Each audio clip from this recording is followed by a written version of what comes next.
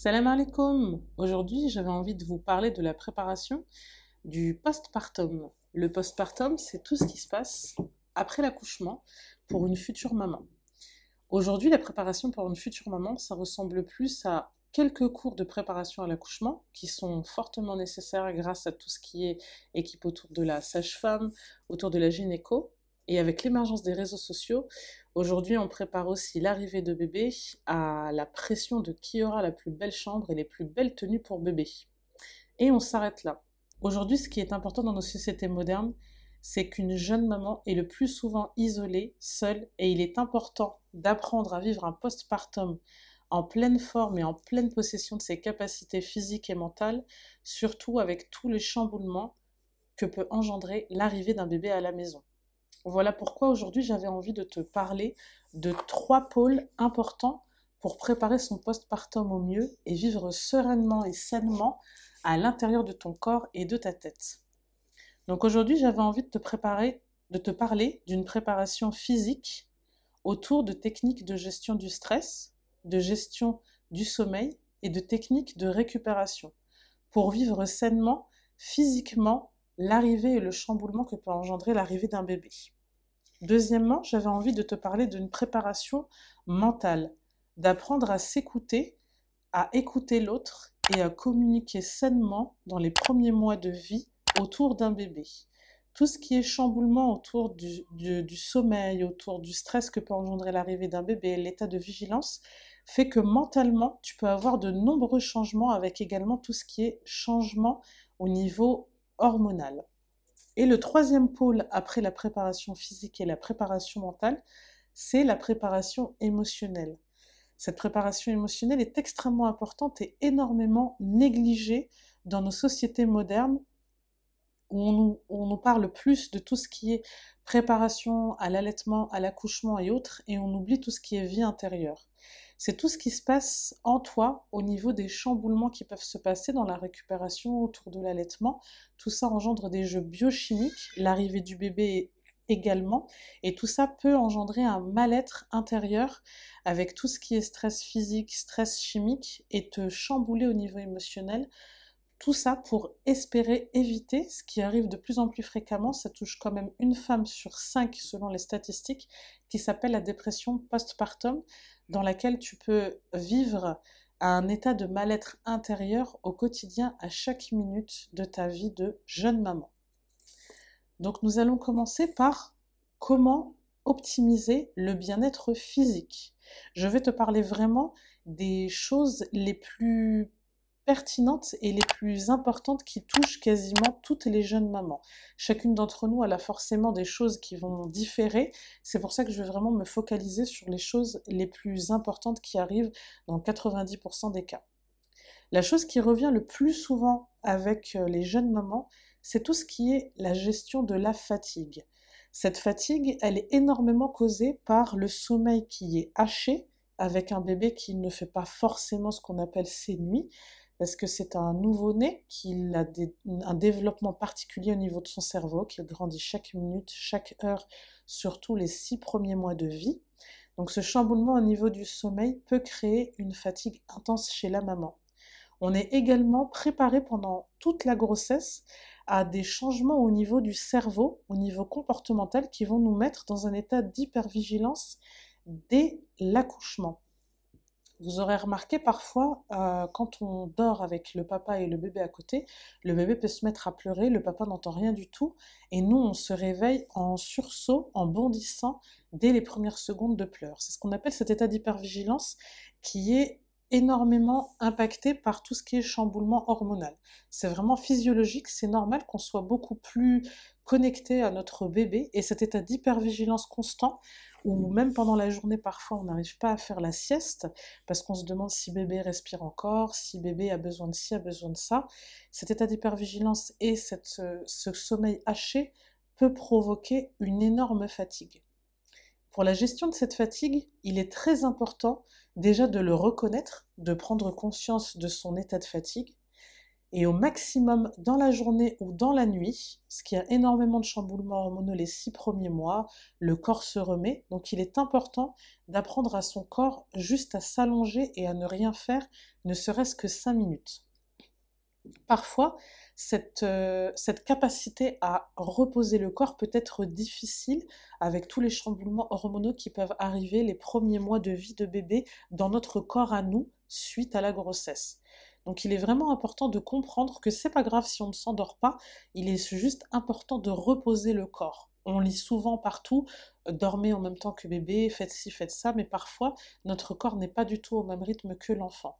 Et parfois une accumulation de fatigue nous met dans un état de mauvaise fatigue et nous empêche de bien se reposer. Donc le plus important dans la gestion de fatigue, c'est vraiment premièrement d'apprendre à juste reposer le corps. Deuxièmement, c'est d'utiliser toutes les techniques de respiration profonde pour rééquilibrer le système nerveux. On n'est pas forcément entouré de personnes qui vont pouvoir s'occuper de nous à tel moment de la journée, donc il est important de développer une autonomie au niveau de la gestion de sa santé, et cette autonomie, on a vraiment un très bel outil avec la respiration profonde. En médecine chinoise, on dit que s'allonger, essayer d'évacuer au maximum ses pensées, se concentrer sur sa respiration de façon calme, profonde, de s'écouter, respirer pendant 10 minutes, peut, lorsqu'on arrive, on atteint un niveau vraiment d'état de conscience connecté à sa respiration, peut nous donner le même bénéfice que 3 longues heures de sommeil profond. Donc c'est vraiment non négligeable. Lorsque premièrement vous avez donc compris que vous étiez dans un état de fatigue, que deuxièmement vous avez appris juste à allonger votre corps et ensuite à apprendre à respirer de façon profonde pour vraiment relâcher les tensions au niveau des épaules, au niveau du ventre qui est en train de se remettre de la grossesse et les épaules qui vont se relâcher suite par exemple aux positions d'allaitement, aux mauvaises positions de sommeil, aux changements de courbure qui ont pu exister pendant la grossesse et le post-accouchement. Il est important de soutenir cet état de fatigue en soutenant le système nerveux et de là il est très important de s'entourer d'une équipe de thérapeutes qui va vous aider à récupérer et à soutenir en rééquilibrant le système nerveux qui est la base de votre système de santé en allant voir un chiropracteur, le boulot que je fais en étant spécialiste dans l'accompagnement des femmes et des jeunes mamans. Il est important de faire ce travail de rééquilibrage au niveau du système nerveux pour vraiment nettoyer tous les systèmes, vous aider à nettoyer toutes les tensions que vous pouvez vivre au niveau physique, les tensions qui ont existé pendant l'accouchement et pendant la grossesse, et essayer de retrouver ce corps dans lequel parfois vous pouvez vous sentir étrangère et qui va créer une fatigue encore plus intense due au mal-être qu'on peut avoir au niveau mental.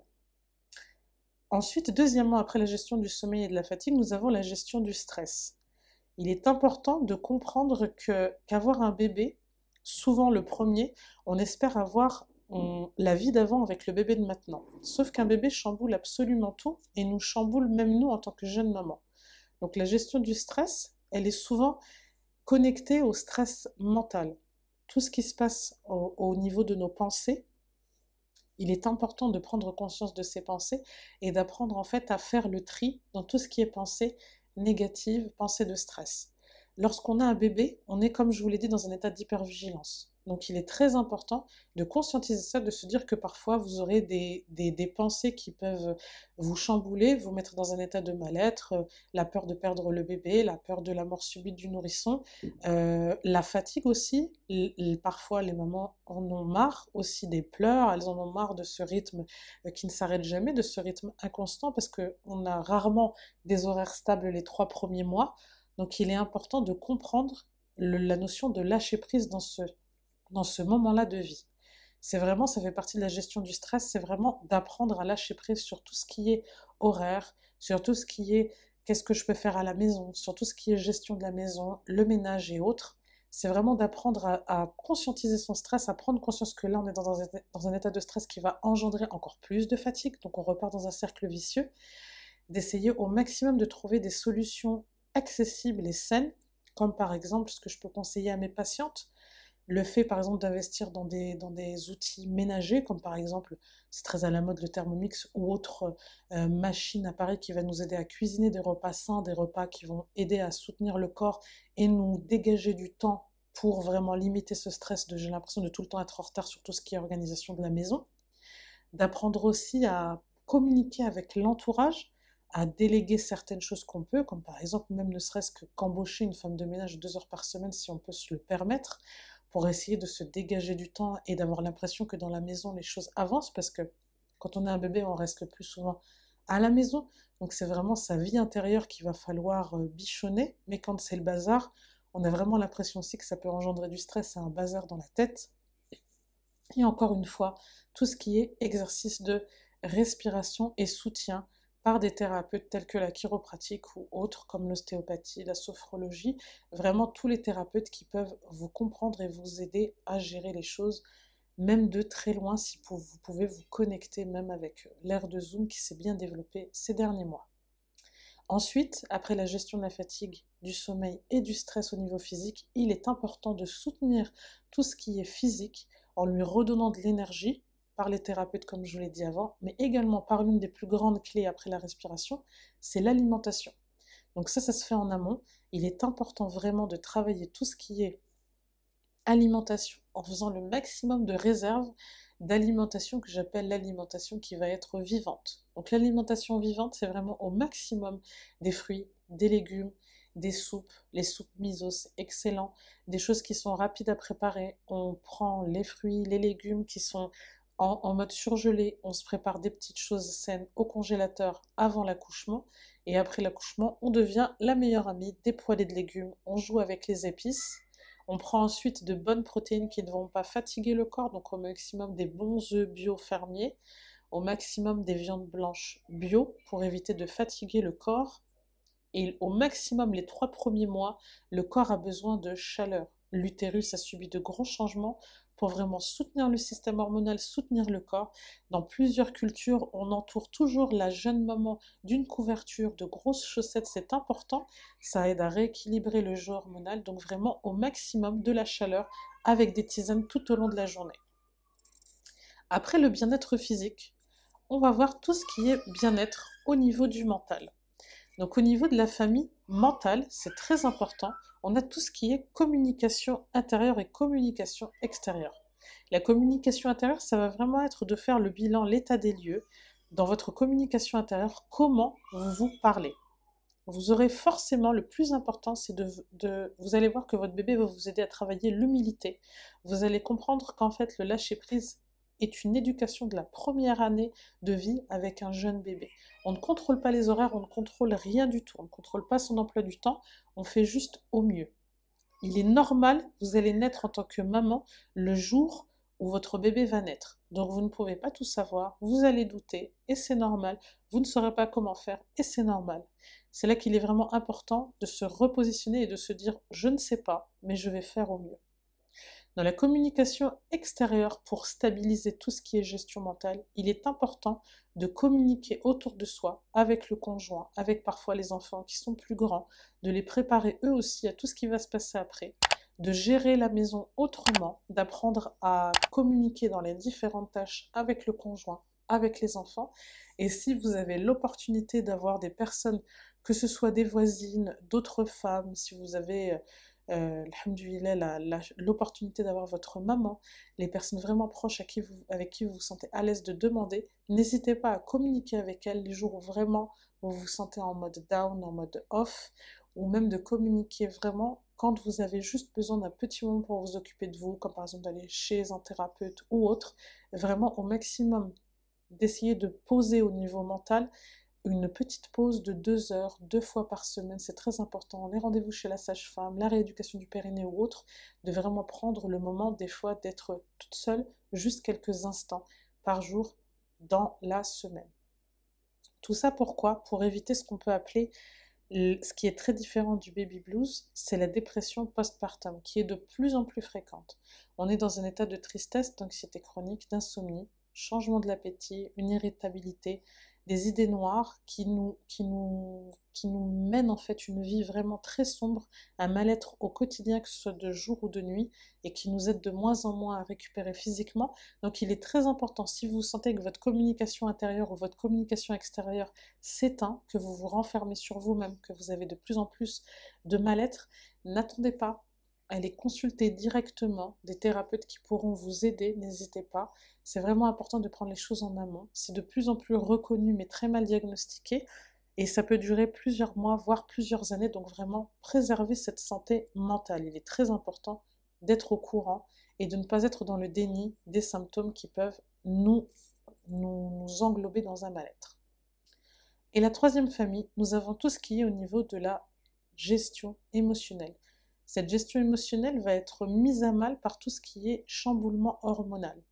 On a souvent du mal en fait à comprendre l'impact du physique avec l'impact du corps mental et de l'esprit.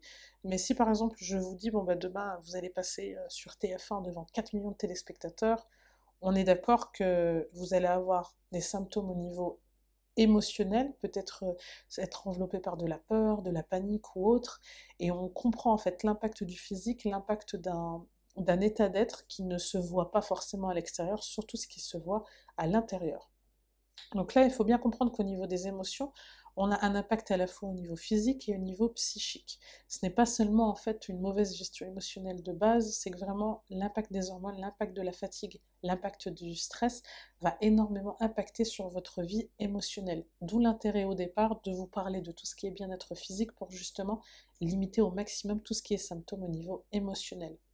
Donc il sera bien important d'être à l'écoute au niveau de nos besoins, au niveau de notre état d'être, de toujours, comme je le dis à mes patientes, de conscientiser, d'être vraiment réveillé dans ce qui se passe en nous, de se demander aujourd'hui comment je me sens, est-ce que je me sens triste, est-ce que je me sens en colère, est-ce que j'ai peur, est-ce que ci, est-ce que ça, de vraiment les poser pour vraiment travailler de façon intelligente et saine, en se disant voilà, aujourd'hui je me sens comme ceci, comme cela, de travailler si on a des outils au niveau autonomie sur soi, sinon de se faire accompagner par des thérapeutes qui vont être pertinents pour vous et également par vraiment une ou deux personnes de votre entourage, surtout le premier mois de vie avec un bébé où on peut douter, avoir peur, être fatigué, parfois l'accouchement ne se passe pas forcément comme prévu, donc ça peut nous impacter aussi au niveau émotionnel, vraiment de vider les choses, de vraiment passer chaque jour avec le plus de sérénité possible, toujours les exercices de respiration